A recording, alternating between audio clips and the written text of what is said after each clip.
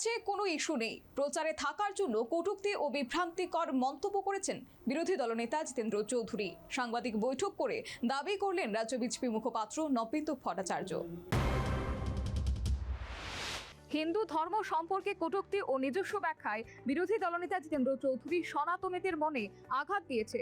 সাংবাদিক বৈঠক করে দাবি জানিয়েছেন রাজ্য বিজেপি মুখপাত্র নবেন্দু ভট্টাচার্য।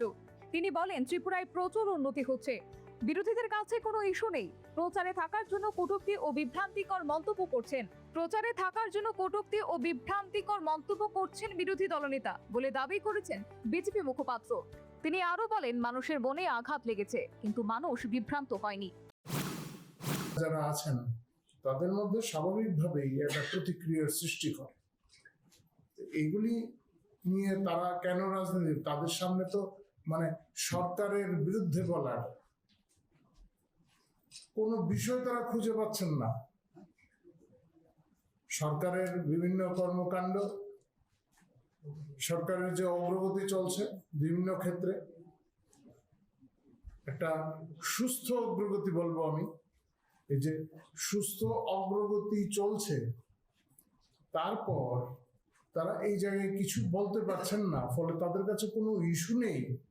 এবং এই কমরেডরা, জনকয়েক কমরেড এই সোশ্যাল মিডিয়ায় পুরনো হোক নতুন হোক, তাদের নেতাদের এই সমস্ত উটপটাং বক্তব্যগুলি তারা দিয়ে তারা নিজেদের বাঁচিয়ে রাখার চেষ্টা করছেন।